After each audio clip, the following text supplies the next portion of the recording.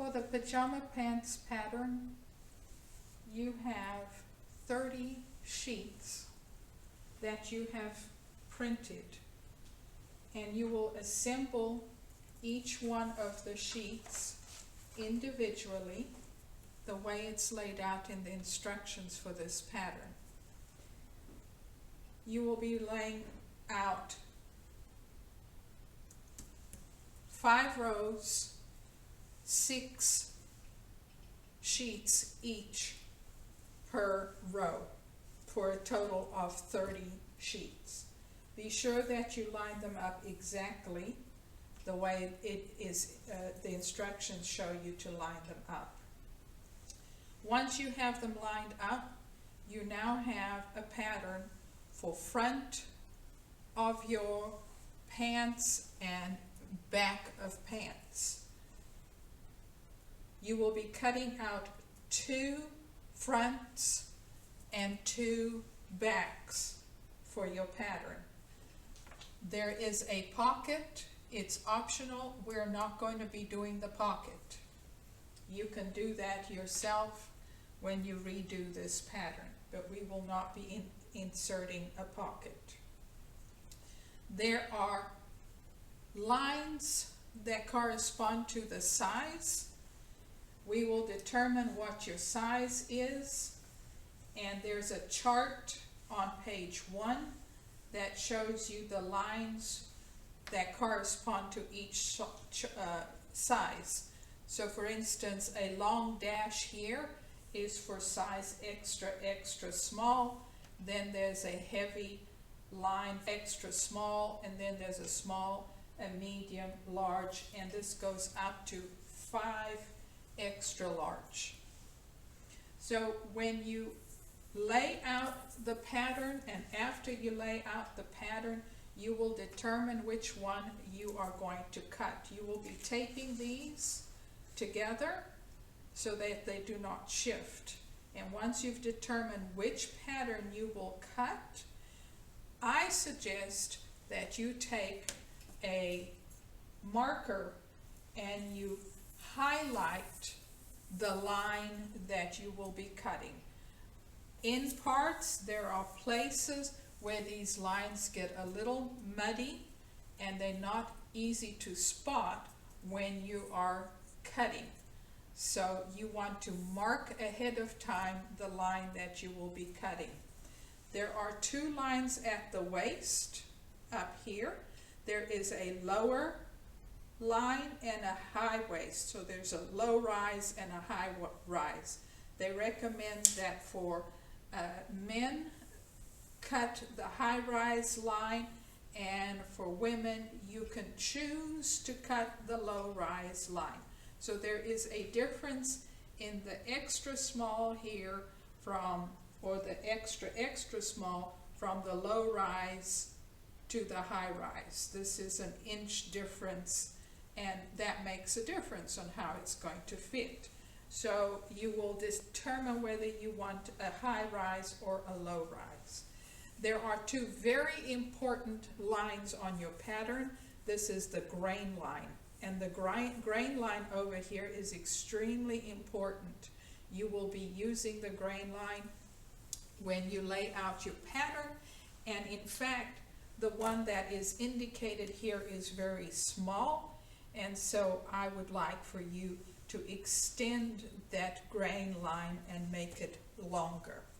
The pattern is for pajama pants with a regular length, but it's got a line across here to indicate a capri length. So if you want a capri length rather than a long length, there's a line that you would be cutting at instead.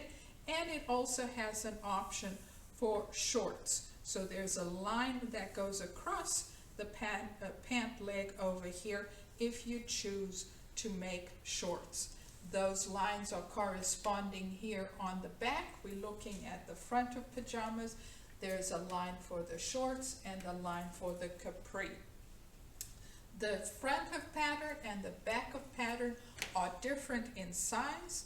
There is more fabric that goes on the back of a pant than there is that on the front of a pant.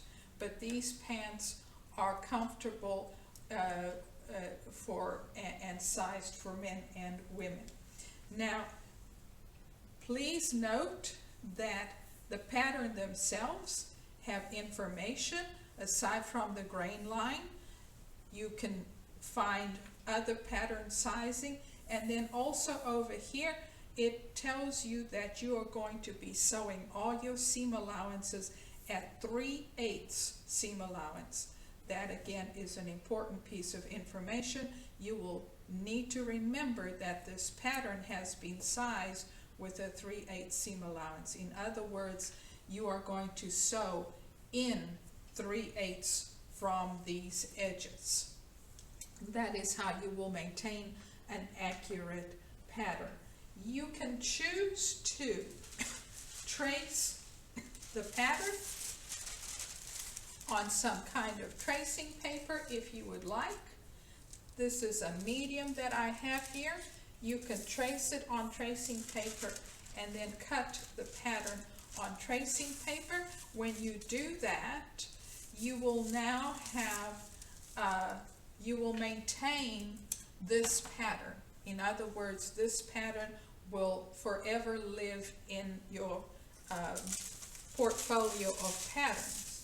Otherwise, if you do not trace your pattern, once you have established your size, once you have traced the line that you are going to cut and use for your pattern, you will then take scissors and you're going to cut away this pattern, and this will become your pattern.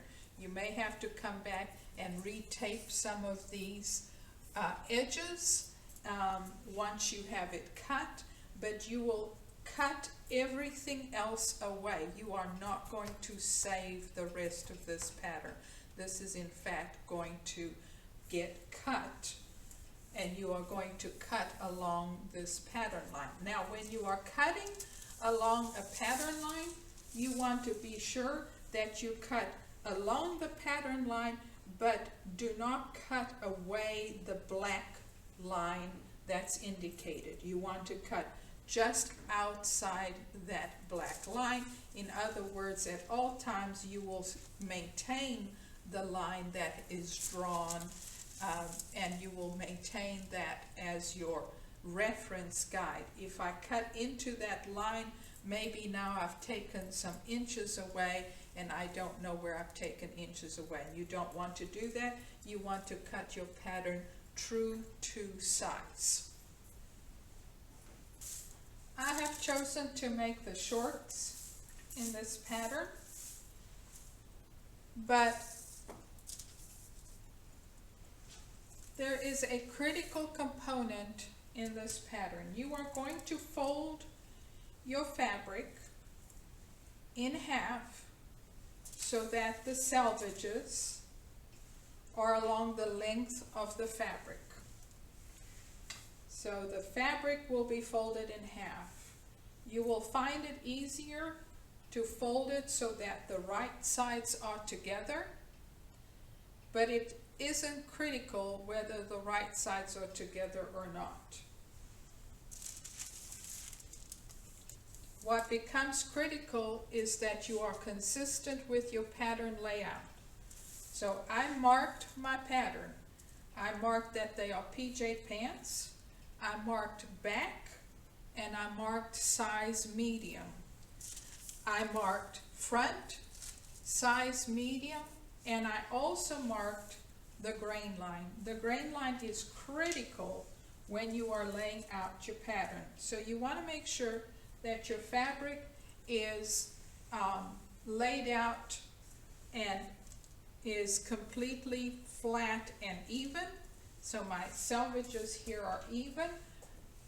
The top here isn't cut completely on grain, but I have it on grain by having matched my sides without there being any wrinkling here along these edges. Now, the way you are going to determine that you are in fact putting your pants exactly on the grain line is you need your tape measure, and you are going to pin one end of your grain line, and your pin will exactly match that grain line. Remember, I asked you to draw a longer grain line or extend the grain line that is on your pattern, and you're just simply going to follow the grain line with the pin, and you're going to pin it at one end. You are then going to take your tape measure, and you are going to measure the distance from where you pinned over to the edge of your selvage. And in this case, I have 10 inches. I'll turn it over this way so you can see it very clearly. I'm at exactly 10 inches. I then am going to put my 10-inch mark on my selvage. Don't care what's going on there. I'm going to put that 10-inch and match that 10-inch. And then I am going to move my pattern until the grain line is 10 inches away. So I might have had it like this. I'm going to bring my pattern until my tape measure is exactly 10 inches on the grain line. When I have it exactly 10 inches away, I then pin that grain line down. Okay, I'm not picking up fabric. You run the pin in the fabric. Once it's in the fabric, you can double check. Yep, 10 inches. Yep, 10 inches. Critical.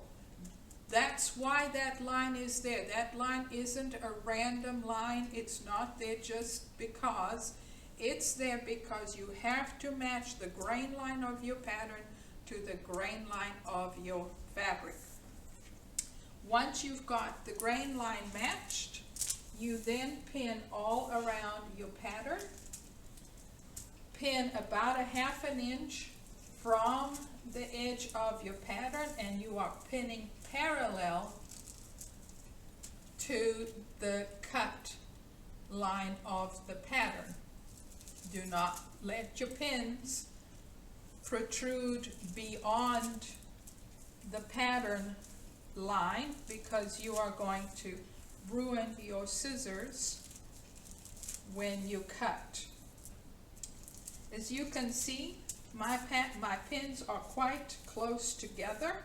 You want your pins close because you want your pattern to be completely stable and flat to the fabric. If your pattern doesn't lay flat to the fabric, your size on the pattern is not going to match the size you intended. So you want to have the pattern pins. So as you can see, the very first pattern or very first pins go on the grain line, and then you proceed to finish pinning the rest of the pattern. Now when the rest of the pattern is pinned, you are going to again line up your line, your grain line with your fabric edge. So in this case, my grain line is pretty short here, and I may even go ahead and extend it so that I can be sure that I am true to my grain line. So I'm just going to extend this grain line. I'm going to be very careful that I'm being very precise. This is all matching up.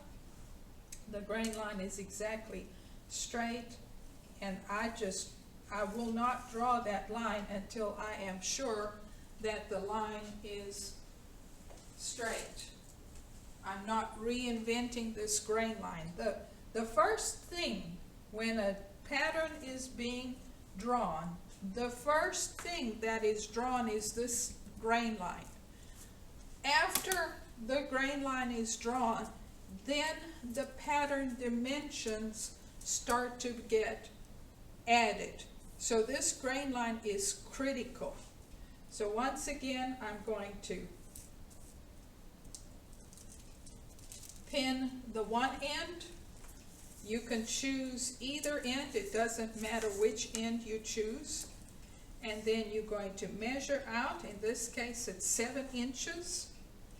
And I'm going to shift my pattern so that I am 7 inches on both ends.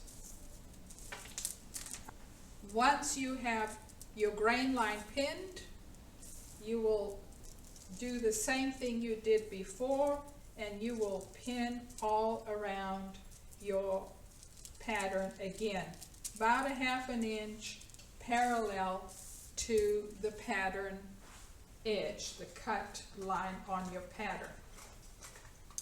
In order to cut your pattern should always be to the right of your hand. If you are right-handed, the pattern should be on the outside of your hand. In other words, not to the left, but to the right. That way, I can be sure that I cut very precisely along the edge of my pattern, and I'm not adding any size, I'm not cutting away, I'm staying exactly along the edge of my pattern. I also have a pair of scissors that allows me to keep my scissors flat on the table.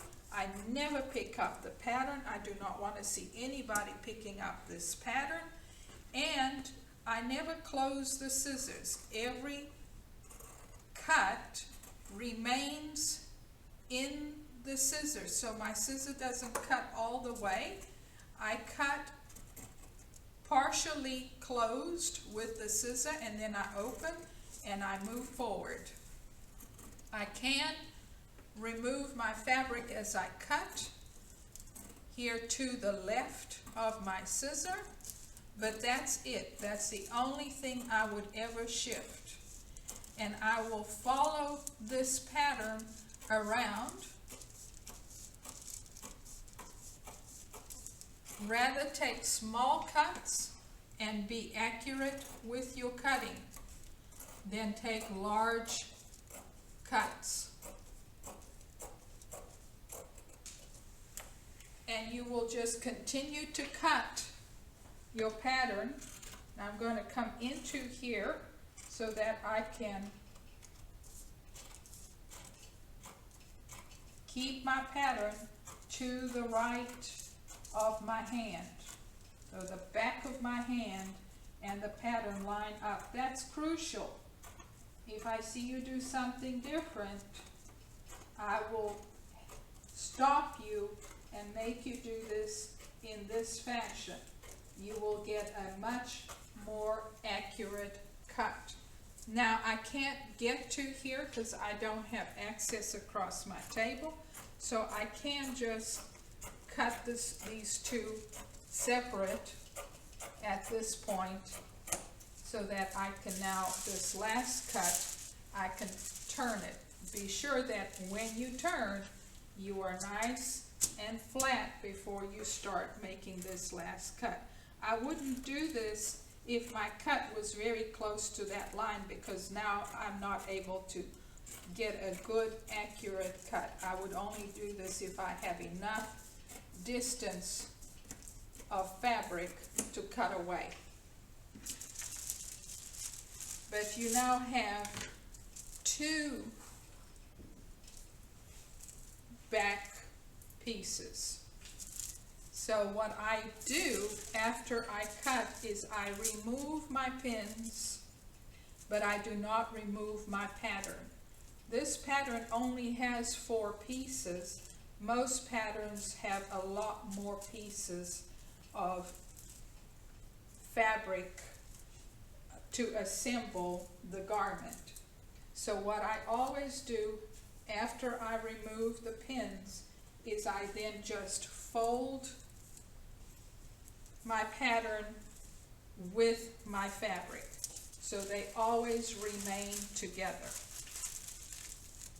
And you don't want to shift this very much because these cut edges are now unstable. So you want to make sure that all these pieces are very stable and you do not want to shift them very much at all. So I can continue to pin the second piece that I know is, I have already lined it up with the grain line, so all I have to do is finish pinning it, and once again I am going to cut the pattern with the pattern on the outside of my hand, meaning the pattern is going to be on the back of my hand. My scissors are to the left of the pattern piece. Again, this is so that you can have the most accurate, and notice that when I pin, I just simply slide the pin almost completely laying flat to the pattern, and I slide it in, and when I do that, don't try to push it in, it's got nowhere to go, it's going to hit the table. But if you slide it in from the side, what happens is it goes through all layers at the same time. And once again, you're simply going to cut away your pattern.